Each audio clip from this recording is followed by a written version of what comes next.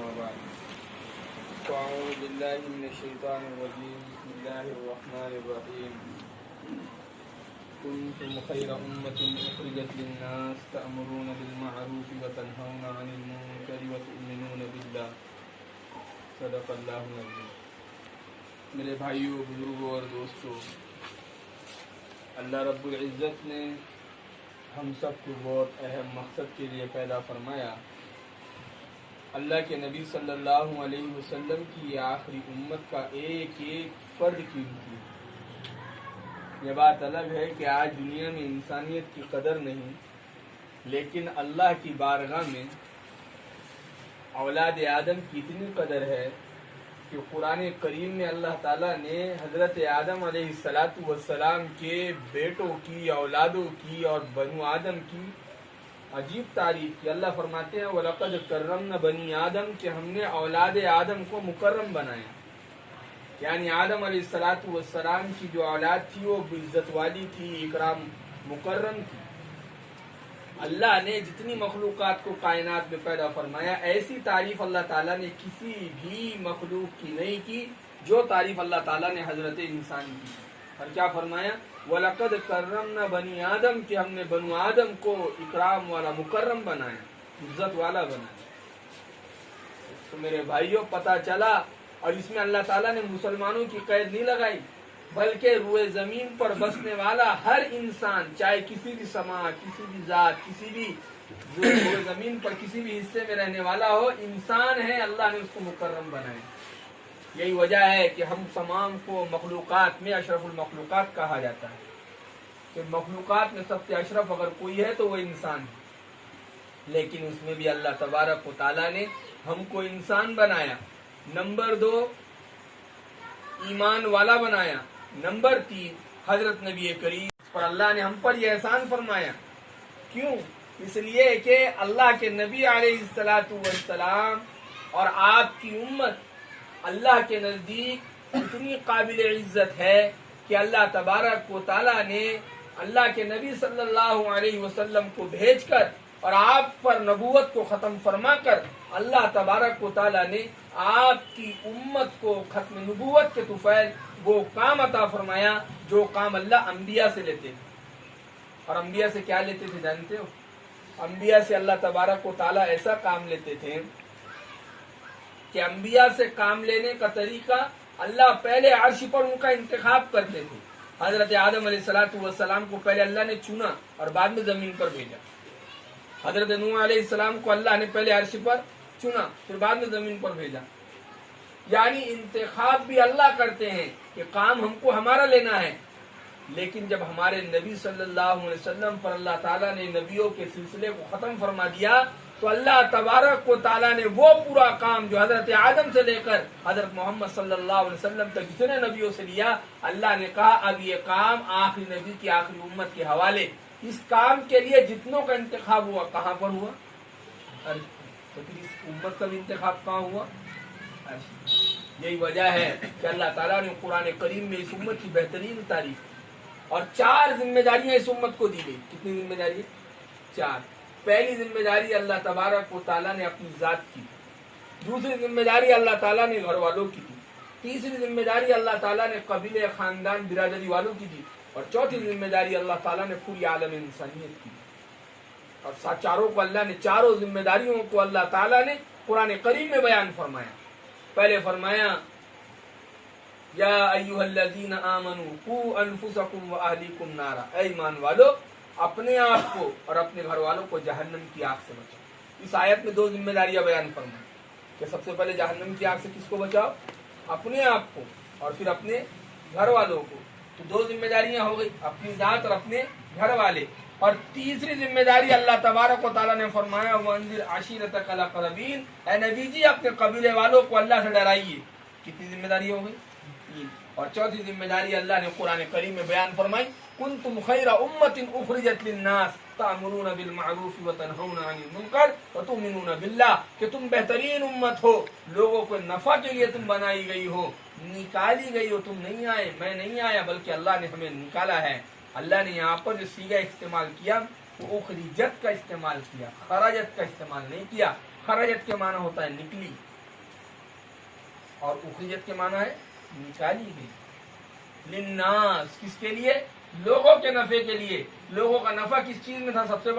سب سے بڑا کائنات میں انسانیت کا نفع اگر ہے تو وہ یہ ہے کہ ہماری محنت ٹھکانے لگ جائے اور اس امت کا ایک ایک فرد جہنم سے بچ کر جنت میں جانے والا ہو.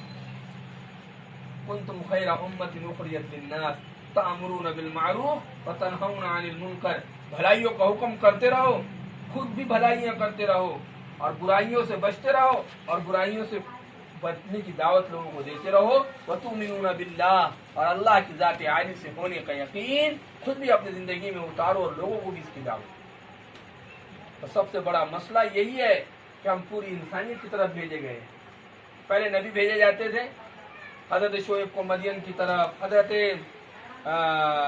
الگ الگ پیغمبروں کو الگ الگ قوموں کی طرف بھیجا گیا، لیکن ہم کو ہمارے نبی کو پوری عالم انسانی کی طرف بھیجا.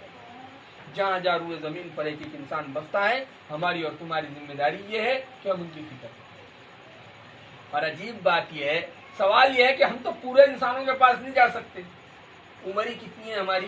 50 سال 60 سال. اللہ کے نبی نے فرمایا اعمار امتی ما بین 60 الی 70. میری امت کی عمر 60-70 سال ہے.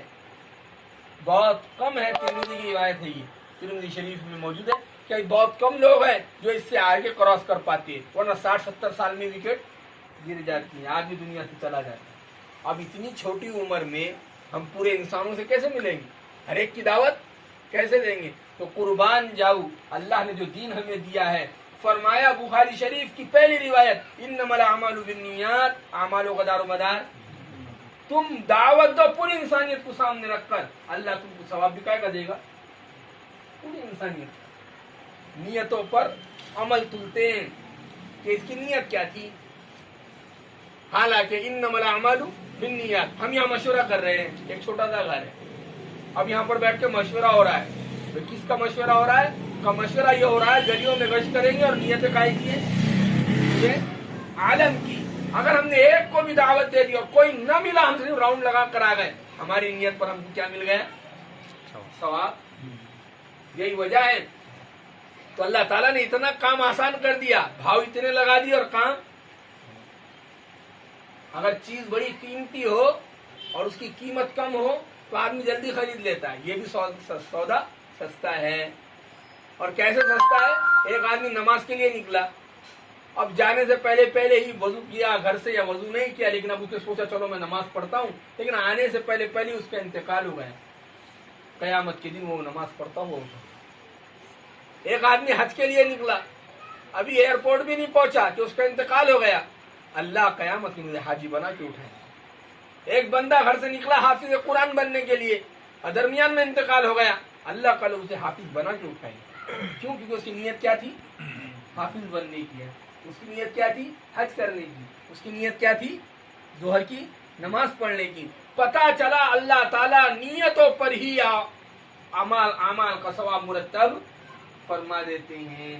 یہی وجہ ہے کہ ہم پوری انسانیت کے لیے نکالے گئے ہیں. اس گھر کے اندر بیٹھ کر ہم 4 لوگ بیٹھے ہوئے ہیں اور فکر ہمارے سارے عالم کی ہے. اللہ اس نیت پر سارے عالم کو دعوت دینے کا اجر دے دیں گے، کیونکہ اللہ تو نقطہ نواز ہے. وکیل تو ہم ہیں کہ ہم کرنے میں وکیلی کرتے ہیں کہ نہیں کیسے ہوگا، پوری انسانیت کو ہم کیسے دعوت دیں گے، ہر ایک کے پاس ہم کیسے پہنچیں گے. اللہ نے کہا اس سے کیا گھبرانے کی ضرورت ہے. پیغمبر حضرت محمد صلی اللہ علیہ وسلم نے فرمایا انما الاعمال بالنیات. آپ نیت تو کرو، اللہ پہنچائیں گے آواز.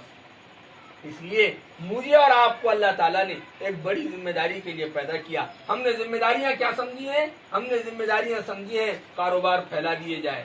ہم نے ذمہ داری کیا سمجھی ہے کہ کاروبار کے نقشے بڑے کر لیے جائیں، پیسے کمانے کے راستے بڑے کر دیے جائے. ہم نے ذمہ داریوں کو یہ سمجھا ہے کہ ہم بڑے بڑے بنگلے بنا لے، ہم بڑے بڑے حویلیاں بنا لے، ہم بڑے بڑے گاڑی گھوڑوں کے نقشے قائم کر لے، ہم بڑے بڑے عزتوں اور شہرتوں کے نقشے قائم کر لے، اور ہمارے سامنے خادم ہو اور ہٹو بچوں کا شور ہو اور لوگ ہمیں بڑا ماننے لگے اور ہم سے بڑا کوئی نہ ہو ہمارے سامنے. یہ ذمہ داری ہم اس کو سمجھتے ہیں. اللہ کی قسم یہ ذمہ داری ہے نہ مقصد ہے، یہ تو ضرورت ہے جو جانور بھی پورا کر رہے ہیں. کھانا پینا کس کی ذمہ داری؟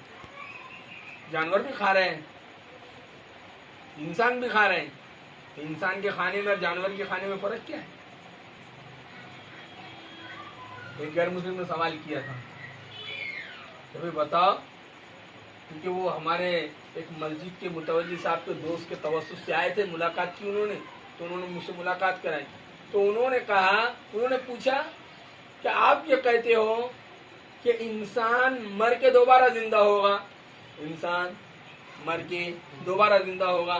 تو کہا ہمارے اس میں تو ایسا ہے نہیں، بلکہ ہمارے اس میں تو ایسا ہے کہ آدمی کو 7 جنم ملتے، ہر نیا جنم ملتا، اور وہ جیسے پاپ کر کے دنیا سے مرتا ہے تو ویسے ہی اس شکل میں اس کو بنا دیا جاتا ہے. جیسے بہت زیادہ اگر بدماش رہا تو خنزیر بنا دیا جاتا ہے، اور بہت اچھا ہے تو اس کو گائے بنا کے بعد میں پیدا کیا. ہم نے کہا ہمارے اس میں یہ سب بیکار باتیں ہیں. اصل بات تو یہ ہے کہ جب آدمی مر جاتا ہے، قبر میں چلے جاتا ہے، تو قبر کے اندر ہی سوال جواب ہوتے ہیں. اچھا ہے جنت کی کھڑکی کھول دی جاتی ہے، اس کی قبر کو جنت کا باغ بنا دیا جاتا ہے. برا ہے تو اس کے لیے جہنم کی کھڑکی کھول دی جاتی ہے، اور جہنم کو اس کو ایک گڑھا بنا دیا جاتا ہے. اور قیامت جب آئیں گے تو یہ دوبارہ اٹھائے جائیں گے، اللہ تعالیٰ حساب کتاب کریں گے. تو وہ کہا مجھے سمجھاؤ. تو اس کی مثال اللہ پاک نے دماغ میں ڈالی، اور ہم نے اس کو مثال سے یہ بات سمجھائی. ہم نے کہا آپ کی گلی میں کتا گھومتا ہے. کہاں کتا گھومتا ہے؟ میں نے کہا وہ بھی کھاتا ہے. بولے ہاں کھاتا ہے. وہ بھی اپنی زندگی پوری کرتا ہے، موت آتی ہے اور مر جاتا ہے، اور مرنے کے بعد اس کو بھی کہاں لے جا کے پھینک دیتے. بولو نا،